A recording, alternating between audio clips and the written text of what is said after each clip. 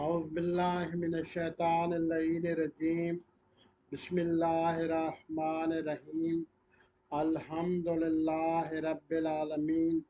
والصلاة والسلام علی سید الانبیاء والمرسلین وعلی اہل بیتہ الطیبین الطاہرین المعصومین صلوات۔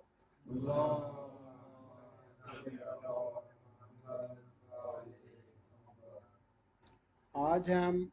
عید مباہلہ کے سلسلے میں جہاں پہ ایک مبارک اجتماع کر رہے ہیں اور ہدیہ تبریک پیش کرتے ہیں جناب رسالت مآب حضرت محمد صلی اللہ علیہ وسلم، پانچ تن پاک اور 14 معصومین، خصوصی طور پہ حضرت امام مہدی علیہ السلام کی خدمت میں اس مبارک عید کے موقع پہ قرآن میں سورہ آل عمران کی آیت نمبر 61 میں مباہلہ کا ذکر ہے۔ اس میں ارشاد رب العزت ہوتا ہے فمن حج کا فیہ من بعد ما جاءک من العلم، پھر جب تمہارے پاس علم آ چکا اس کے بعد بھی تم سے کوئی اگر حجت کرے، اگر جھگڑا کرے، اگر تمہاری دلیل نہ مانے،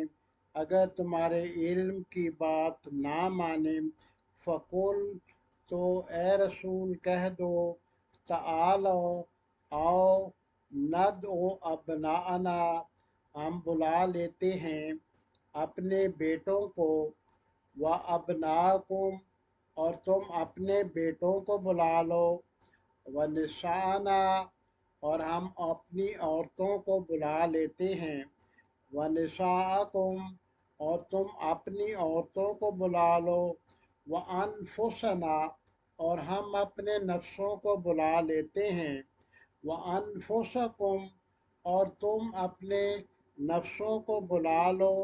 ثم نبتہل، پھر مباہلہ کرتے ہیں، فنجل لعنت اللہ علی الکاذبین، اور جھوٹوں پر خدا کی لعنت بھی۔ یہ آیت مباہلہ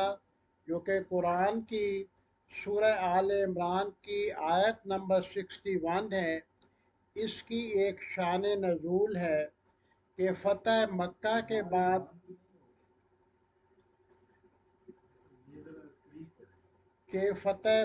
کے بعد جب رسول پاک صلی اللہ علیہ وسلم نے اسلام کا پیغام مختلف قبائل کی طرف بھیجا اور مختلف علاقے میں رسول پاک کے پیغام رساں اللہ تعالیٰ کی توحید اور رسالت محمدی کا پیغام لے کر پہنچے، تو مختلف قبائل نے اس کے ساتھ اپنے مختلف رد عمل شو کیے۔ بعض قبائل نے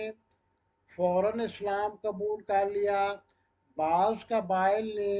کچھ وقت کے ساتھ کہ ذہن وقتی طور پہ آمادہ نہیں تھے، تو شروع میں کچھ مزاحمت، کچھ رزسٹنس دکھائی، اور اس کے بعد اسلام پورے جزیرہ عرب میں پھیلتا گیا۔ نجران کا علاقہ کہ جس میں مختلف مذاہب کے لوگ آباد تھے، کہ ان میں سے کچھ لوگ، ایک قبیلہ بنی حارث ابی کعب کا تھا، ایک مختلف فرقے تھے جو کہ عیسائیوں سے یا دوسرے مذاہب سے علیحدہ ہوئے تھے، ان کے کچھ گروہ تھے، اور کچھ حضرت عیسیٰ کے ماننے والے لوگوں کا گروہ تھا کہ جو کہ وہاں پہ موجود تھے۔ ان کو رسول پاک نے، کہ جو رسول پاک کی طرف سے تعلیمات الہیہ پہنچی تھیں، اور قرآن مجید میں جو آیات پچھلی آسمانی کتابوں کی آیات کی اگرچہ تصدیق تو کرتی تھیں، لیکن ذرا مختلف باتیں بیان کرتی تھی جو کہ آخری وحی کا اپنا انداز تھا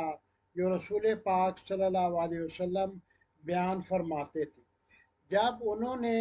اس بارے میں اعتراض کیا تو رسول پاک صلی اللہ علیہ وسلم نے انہیں مباہلہ کی دعوت دی۔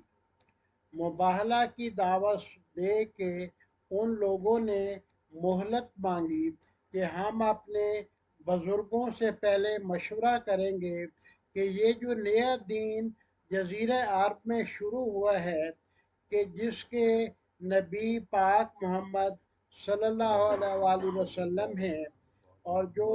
اللہ کی توحید کو بیان کرتا ہے، اور گزشتہ کتابوں میں ان کے پاس جو صحائف تھے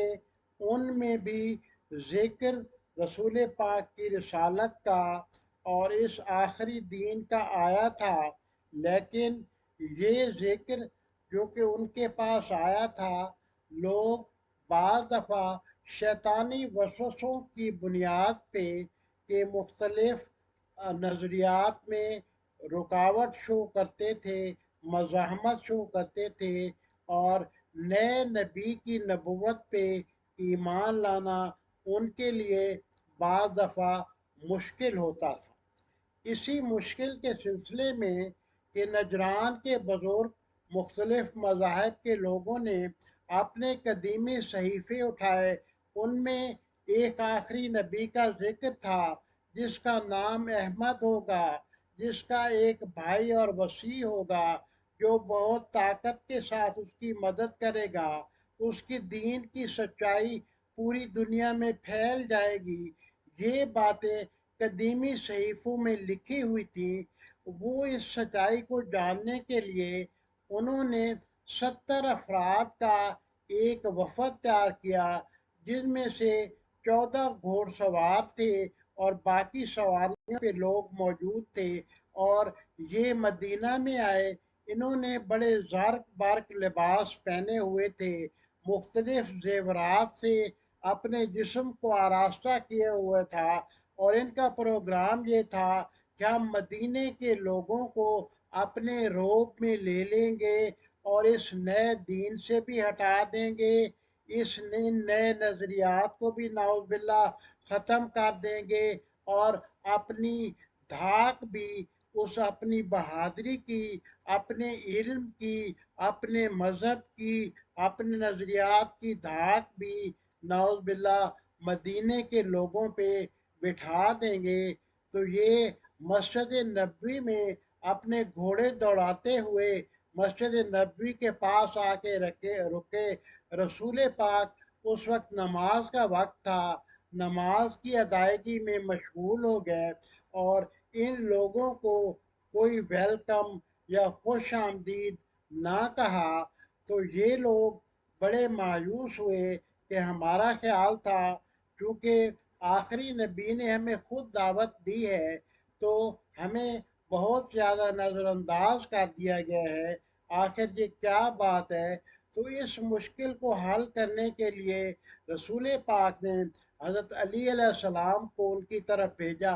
حضرت علی علیہ السلام نے انہیں جا کے فرمایا کہ اللہ کے بھیجے ہوئے سچے نبی دنیاوی زرق برق لباس اور زیورات کو اہمیت نہیں دیتے۔ اگر تم سوبر اور اچھے صاف ستھرے لباس پہن کے آؤ کہ جن میں یہ رنگ برنگے کپڑے اور یہ چھنکاریاں اور یہ مختلف قسم کی جو گھنٹیاں تم نے اپنے ساتھ لگائی ہوئی ہیں یہ نہ ہوں، تو اللہ کے نبی تمہیں وقت بھی دیں گے اور تمہارے سوالات کے جواب بھی دیں گے۔ تو وہ گئے، انہوں نے اپنے وہ زرق برق لباس جو کہ مسجد میں آنے کے لائق نہیں تھے، جب وہ تبدیل کیے تو رسول پاک نے انہیں باقی مسلمانوں کی جماعت کے ساتھ مسجد میں ویلکم کیا اور انہیں سوالات کرنے کی اجازت دی۔ انہوں نے نبوت کی سچائی کو پرکھنے کے لیے اپنے صحائف میں آئی ہوئی مختلف پیشن گوئیوں کے مطابق اپنے ذہن میں آنے والے کچھ چبھتے ہوئے کچھ ٹرکس قسم کے سوالات کیے۔ جب رسول پاک نے انہیں ہر سوال کے بارے میں لاجواب کر دیا، مطمئن کر دیا، تو آخر میں ان کے ذاتی منافع اور ان کی ضد آڑے آئی، اور انہوں نے کہا کہ ہم جو ہے وہ فی الحال آپ کو قبول نہیں کرتے، بلکہ آپ کو مباہلے کا چیلنج دیتے ہیں۔ ان کا خیال تھا کہ اگر نعوذ باللہ یہ نبی سچا نہ ہوا تو یہ سر عام تمام بھرے مدینے میں اپنے اس شہر میں کم از کم مباہلہ کا چیلنج قبول نہیں کرے گا،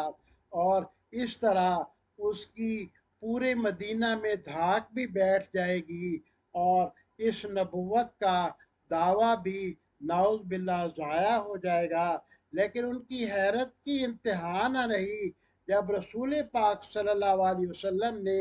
کہہ دیا کہ ہاں کل ہم مباہلہ کے لیے آ جائیں گے۔ قرآن کی یہ آیت نازل ہوئی رب کے حکم کے مطابق کہ تم اپنے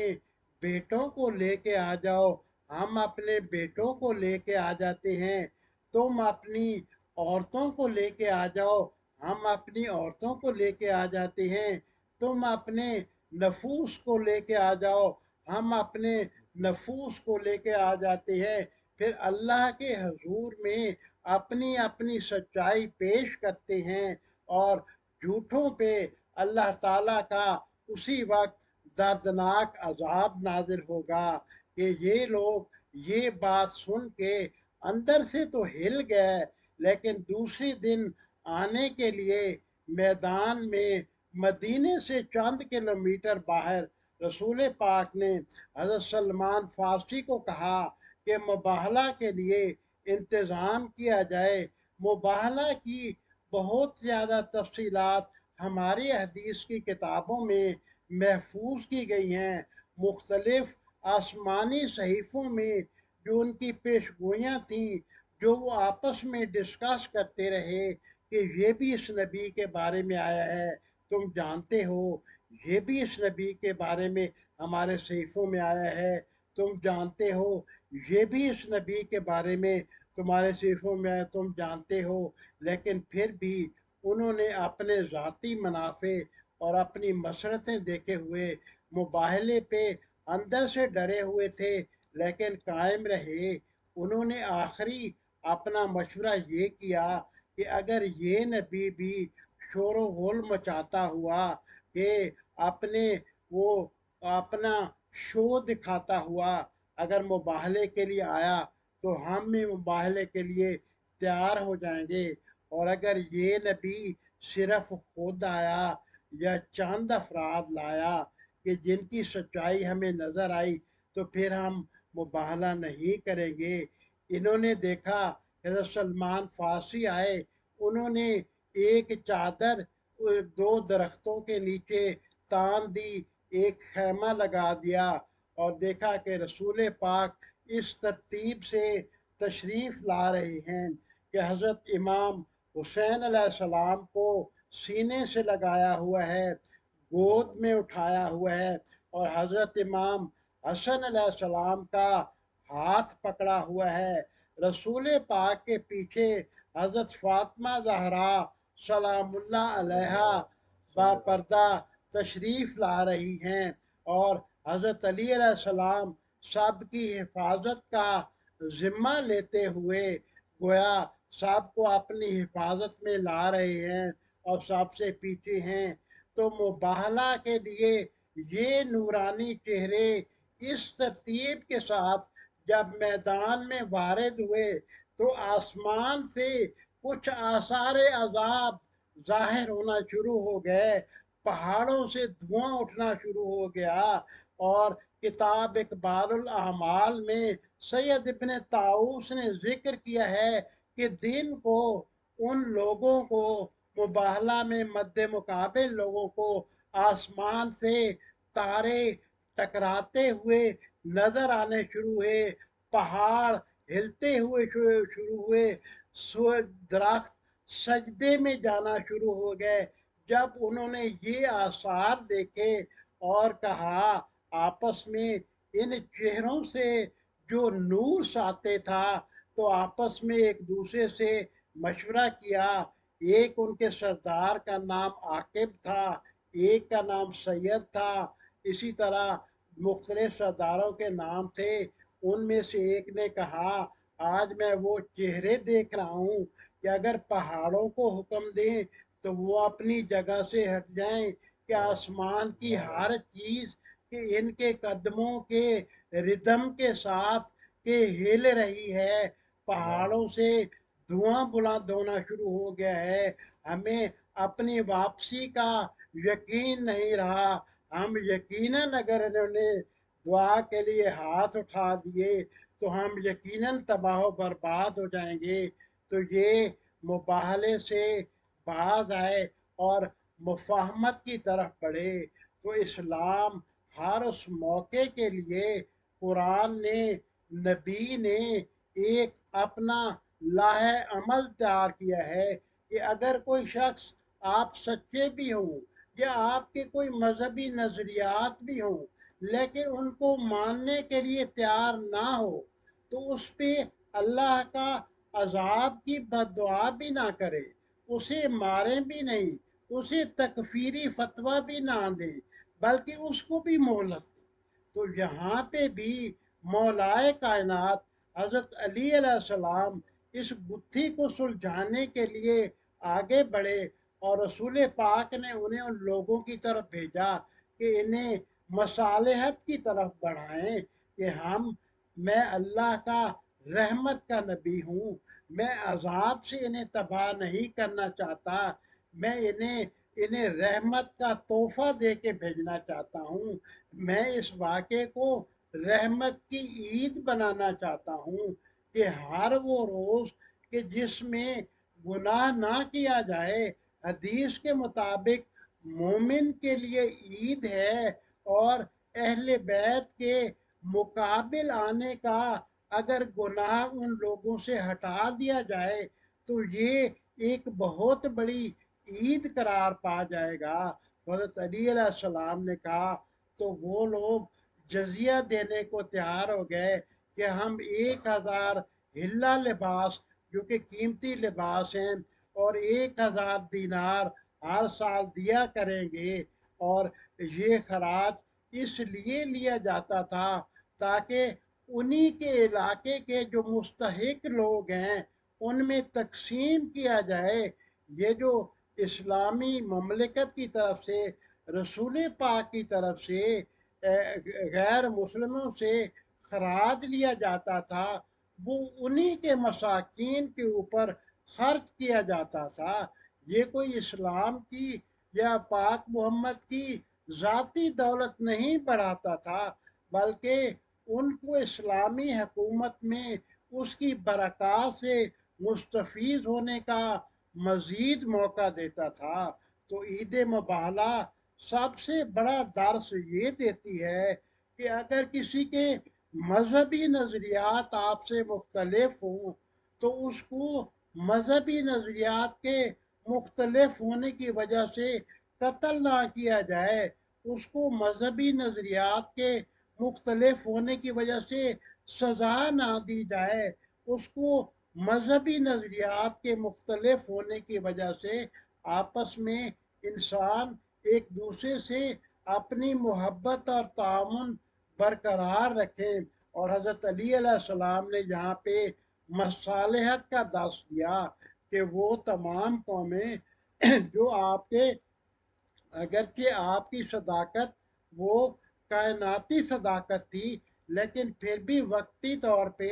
اس کو پورا ماننے کے لیے تیار نہیں تھے، تو پاک نبی نے اور پنجتن پاک نے انہیں موقع دیا کہ یہ مزید غور و فکر کرے، ان کے ذہن مزید تیار ہوں اور یہ اللہ کے پیغام کو دل کے ساتھ تسلیم کریں۔ تو تمام اسلامی فرقوں کو بھی اور ملت اسلامیہ کو بھی باقی قوموں کے ساتھ تعلقات رکھنے کے لیے نہ ایک دوسرے کو کافر کہنا چاہیے، نہ تکفیریت کی وباؤں کو پھیلانا چاہیے، کیونکہ اس سے مسلم معاشرے بھی تباہ ہوتے ہیں اور دنیا کی باقی قوموں پہ بھی مسلمانوں کا امپریشن اور تاثر اچھا نہیں پڑتا ہے۔ باقی مذاہب کو بھی اگر دعوت دیں تو ان سے جادلہم باللتی ہے احسن، احسن طریقے سے اپنے دلائل ان سے منوائیں کہ اہل بیت کا طریقہ مذاہب میں سب سے احسن طریقہ ہے، کہ سب سے بہترین طریقہ ہے۔ اس لیے یہ طریقہ مصالحت کا طریقہ ہے، یہ طریقہ انسان کو نیکیوں کا عروج دیتا ہے، اہل بیت کے توسل سے گناہوں سے بچاتا ہے، اہل بیت کے توسل سے اور جب انسان نیکیوں میں عروج پاتا ہے، گناہوں سے اپنے آپ کو بچاتا ہے، تو حقیقی معنی میں اسلام کو اس دن کو عید کہا جاتا ہے۔ حدیث میں آتا ہے کہ جس دن آپ نے کوئی گناہ نہ کیا اور نیکیاں کی، وہ آپ کے لیے عید کا دن ہے۔ اور چونکہ مباہلہ کا دن ہمارے لیے اہل بیت کے توسل سے گناہ نہ کرنے کے عہد کا دن ہے اور اپنے آپ کو نیکیوں میں آگے بڑھانے کا دن ہے، اور باقی اقوام عالم کے لیے بھی یہ پیغام محبت ہے، سچائی کا، اہل بیت کا اور نیکی کا پیغام ہے۔ اس لیے یہ بھی اسلام کی عظیم اسلام کی عظیم عیدوں میں سے عید بن جاتا ہے، کہ جس عید کا بنیادی مرکز پنجتن پاک ہیں، اور اس کی خصوصی مصالحت حضرت علی علیہ السلام نے جا کے کرائی تھی، کہ ویسے تو وہ اپنی جسمانی قوت کا بھی مظاہرہ کرنے آئے تھے، لیکن جب حضرت علی علیہ السلام کے ہاتھ پاؤں کو چلتے دیکھتے تھے، ان کے جسم کی حرکت دیکھتے تھے، تو ان کے روب میں آ جاتے تھے کہ نہیں، ہمارے جسم اس قابل نہیں ہیں کہ اس شیر خدا کے سامنے للکار سکیں۔ اس لیے جزیرہ عرب میں، بلکہ اس وقت دنیا میں جتنے بھی بہادر اور سورما تھے، وہ پہلے تو بڑے تمطراق کے ساتھ مدینے میں آتے تھے کہ ہم دیکھتے ہیں کہ وہ علی کون ہے، کہ جس کو دیکھتے ہی بڑے بڑے شجاعت حوصلہ ہار دیتی ہیں۔ وہ اپنے طور پہ ہر شجاع اور بہادر اور سورما یہ سمجھتا تھا کہ کاش میں ایک دفعہ مدینے پہنچ کے اس علی کو دیکھوں تو صحیح، کہ جس کے مد مقابل کہ جزیرہ عرب کا دنیا کا کوئی شخص کھڑا نہیں ہو رہا، اور جس کا دعویٰ ہے کہ میدان میں مجھ پہ غالب نہیں آیا جا سکتا۔ اپنے طور پہ ہر بہادر و سورما، یہ 70 کے 70 لوگ، یہ 14 کے 14 نوجوان جنگجو لوگ یہ سمجھ رہے تھے کہ ہم جاتے ہی اس علی کو اپنی دھاک میں لے لیں گے، لیکن جب علی اکیلے ان سے مصالحت کی بات چیت کے لیے تشریف لائے، انہوں نے علی کے ہاتھ ہلتے دیکھے، انہوں نے علی کے پاؤں کی جنبش دیکھی، تو اپنا حوصلہ ہار بیٹھے کہ اس علی سے جسمانی قوت میں مقابلہ ممکن نہیں ہے، اور جب گفتگو کی تو اندازہ ہوا کہ اس علی سے علم میدان میں بھی مقابلہ ممکن نہیں ہے۔ اور جب انہوں نے امام حسن و حسین کے چہرے سے اور حضرت فاطمہ زہرا سلام اللہ علیہا اور حضرت پاک محمد صلی اللہ علیہ وسلم کے چہرے سے نور ساتے دیکھا، کہ یہ وہی نور تھا کہ وہ اپنی کتابوں میں سنتے تو آ رہے تھے، پڑھتے تو آ رہے تھے، کہ حضرت مریم کے چہرے سے نور اٹھتا تھا، لیکن جب انہوں نے حضرت فاطمہ زہرا پاک محمد صلی اللہ علیہ وسلم کے طرف نگاہ کی اور ان سے نور شرافت کو اٹھتے ہوئے دیکھا، ان کے قدموں کا وقار دیکھا، تو جنبش قدم دیکھتے ہی ان کے دل پنجتن پاک کی عظمتوں کے سامنے جھک گئے، اور ان کے دلوں نے تسلیم کر لیا کہ یہ وہ ہستیاں ہیں جو جھوٹ نہیں بول سکتی، کہ یہ کائنات کی سچی ترین ہستیاں ہیں۔ اور حضور پاک نے اپنی حقانیت کا اعلان تا قیامت قرآن نے اپنی آیت کی شکل میں، اللہ تعالیٰ نے اپنی آیت کی شکل میں رکھ دیا۔ اگرچہ یہ آیت جناب رسول خدا کے مباہلہ کو بیان کر رہی ہے، لیکن مباہلہ کا لفظی مطلب یہ ہے کہ اللہ کے حضور میں دعا کرنا اور مد مقابل کے باطل ہونے اور اپنی حقانیت کو ثابت کرنے کے لیے اللہ تعالیٰ سے اپنے مد مقابل کے دھوکے اور فریب کو توڑنے کے لیے اس کی سزا کے لیے تمنا کرنا، دعا کرنا۔ اسی لیے آیت کا آخری حصہ کہتا ہے کہ جھوٹوں پہ اللہ کی لعنت ہو، یعنی مباہلہ کی آیت کہ ہر قسم کے جھوٹ سے، خصوصی طور پہ عقائد میں تعریف اور جھوٹ کی مذمت کر رہی ہے، کہ انسان کو اپنے عقائد کا خصوصی طور پہ خیال رکھنا چاہیے کہ جن لوگوں کی وہ پیروی کر رہا ہے وہ آیا کائنات کے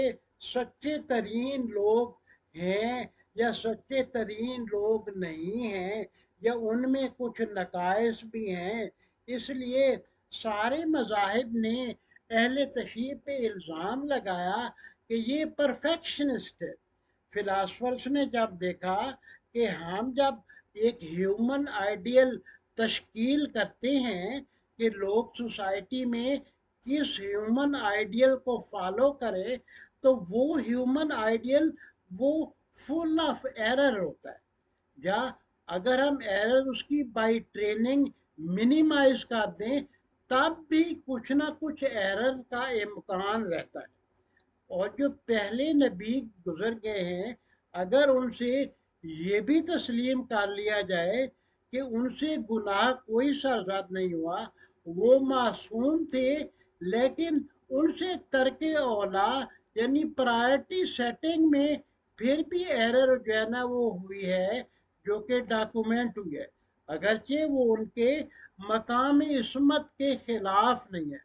تو دنیا کے فلاسفر حیران ہیں کہ اہل تشیع جن اپنے ہیروز کا ذکر کرتے ہیں یہ پرفیکشنسٹ ہیں، کہ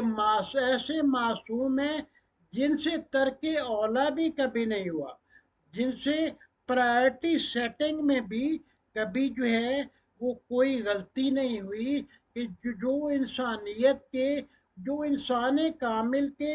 کامل ترین نمونے ہیں۔ اس لیے حضرت علی علیہ السلام سے جو انہیں بات کرنے کا موقع ملا تو اس کو روز عید قرار دیا گیا۔ حضرت علی علیہ السلام کی بات سن لینا، ان کی بات کو مان لینا ہر انسان کے لیے یا انسانوں کے گروہ کے لیے روز عید ہوتا ہے۔ اور اگر ہم مولا علی کا ایک فرمان ہر روز پڑھ لیں اور اسے مان لیں اور اپنی ذات پہ نافذ کر دے تو ہماری زندگی کا ہر دن روز عید بن سکتا ہے اور ہر رات لیلۃ القدر بن سکتی ہے۔ مولا علی کے فرامین، جناب رسول خدا پاک محمد صلی اللہ علیہ وسلم کے فرامین، پنجتن پاک کے فرامین اتنے بابرکت اور بلند ترین فرامین ہیں کہ وہ ہماری زندگیوں کو اتنا بلند کر سکتے ہیں کہ ہمارا ہر روز روز عید ہو سکتا ہے، کیونکہ ہر فرمان ہمیں گناہوں سے بچا لے گا اور نیکیوں میں آگے بڑھا دے گا۔ اللہم صلی علی محمد وآل محمد، اللہم صلی علی محمد وآل محمد۔